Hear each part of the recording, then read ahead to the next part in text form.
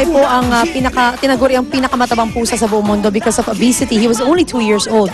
Kaya talagang dapat hindi lang tao ang pangalagaan ng katawan, kundi pati ang ating mga minamahal na pets. At para pag-usapin niya, kasama po natin si Dr. Ed Punson. Good morning! Good morning all pet lovers and cat lovers. Yes, of course, cat lovers. First of all, ano ba ang mga pets na particularly na prone to obesity?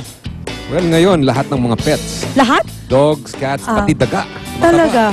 Ay, so any one of them pwede pala. Depende sa pinapakain mo. So basically, it's really our fault. Kasi minsan parang sabi natin, oh cute, pataba di ba? Well, because of yung hindi masyadong, mga nasa kulungan lang sila. Oo. Nasa apartment lang sila. Hindi na apartment. Kagaya ng dati, nag-hunt sila. Oo. Gala lang sila. Ngayon, indoor na sila. Oo. So hindi na sila nag-exercise.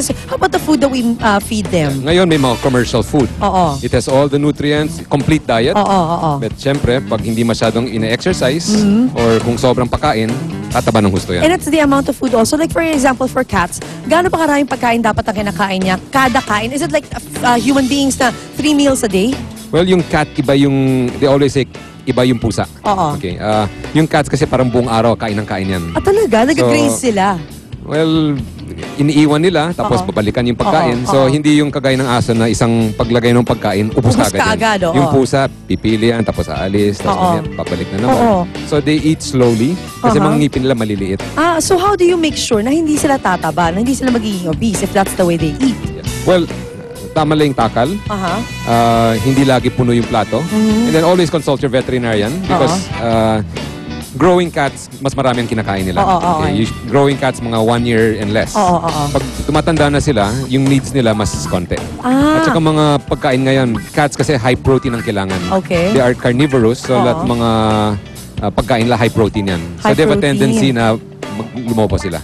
Kasi yung like I mentioned, the cat that died recently, 2 years old pa lang siya. So like you said, the first 2 years are very important to the cat? Yes. Parang sa tao, pag bata, masyadong mataba. Paglaki nun, sobrang taba yan. Oo. So what kind of exercises can we make our pets do? Yeah. Well, cats kasi ngayon, cats mga indoor. So nasa bahay na sila. Dati, gala yan. So pag nasa bahay sila, limitado lang yung mga exercise nila. Yes. So, do we have to buy yung mga pangtalon nila? Gusto lang up and down.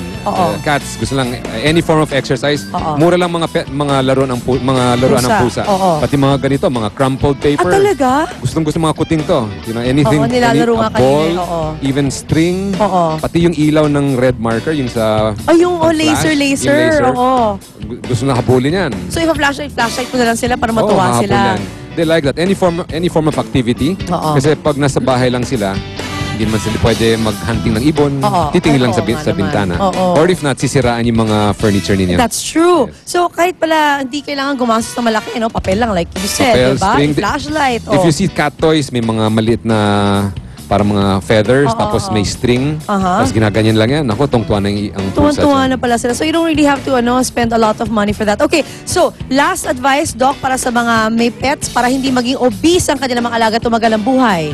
Well, cats, again, they need a special diet.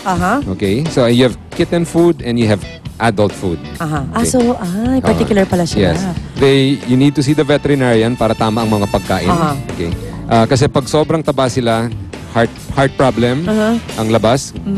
Kalabasan nun is heart attack. Nako, ayan na. Madalas mapilay sila. Yes, At saka yung mga pagtanda nila, ang hirap na sila maglakad. That's why check with your vet all the time. Dalhin nyo yung mga alaga. And of course, exercise your pets, particularly the cats. Maraming salamat, Doc. Thank you so much. Thank you all the cats. Alright, mga kapuso, alaga mabuti ang inyong mga minamahal na pet dahil mamahalin din niya kayo. Pabalik po agad ang unang hirit.